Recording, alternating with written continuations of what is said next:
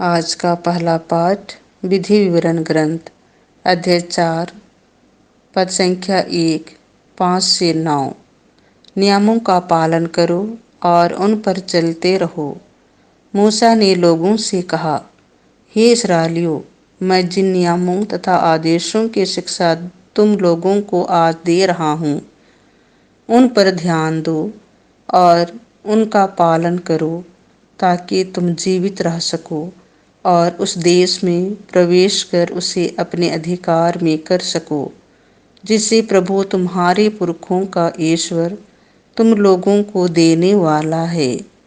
देखो, मैं अपने प्रभु ईश्वर के आदेश अनुसार तुम लोगों को नियमों तथा आदेशों की शिक्षा दे रहा हूँ, ताकि तुम उनका उस देश में पालन करो, जिसे तुम अपने अधिकार में कर लोगे।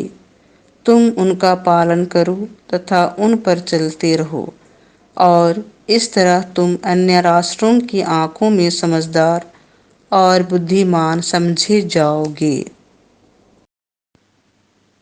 जब वे उन सब आदेशों की चर्चा सुनेंगे तो बोल उठेंगे, उस महान राष्ट्र के समान समझदार तथा बुद्धिमान और कोई राष्ट्र नहीं है, क्योंकि ऐसा महान राष्ट्र कहाँ है जिसके देवता उनके इतने निकट हैं, जितना हमारा प्रभु ईश्वर तब हमारे निकट है जब जब हम उनकी दुहाई देते हैं।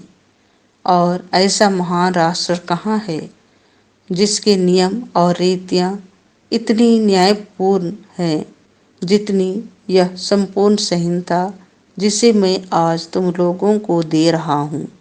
सावधान रहो, जो कुछ तुमने अपनी आँखों से देखा है उसे मत भुलाओ, उसे जीवन भर याद रखो और अपने पुत्र पौत्रों को सिखाओ।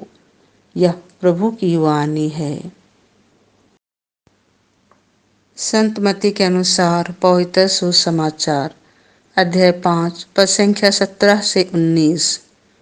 जो नियमों का पालन करता और उन्हें सिखाता है वह बड़ा समझा जाएगा।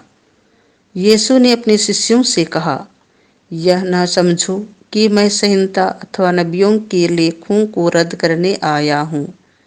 उन्हें रद्द करने नहीं, बल्कि पूरा करने आया हूँ। मैं तुम लोगों से कह देता हूँ, आकाश और पृथ्वी भले ही टल जाएं, किंतु संहिता की एकमात्र अथवा एक बिंदु भी बिना पूरा हुए नहीं टलेगा। इसीलिए जो उन छोटी से छोटी आज्ञाओं में से एक को भी भंग करता और दूसरों को ऐसा करना सिखाता है, वह स्वर्ग राज्य में छोटा समझा जाएगा। जो उनका पालन करता और उन्हें सिखाता है, वह स्वर्ग राज्य में बड़ा समझा जाएगा। यह प्रभु का सुसमाचार है।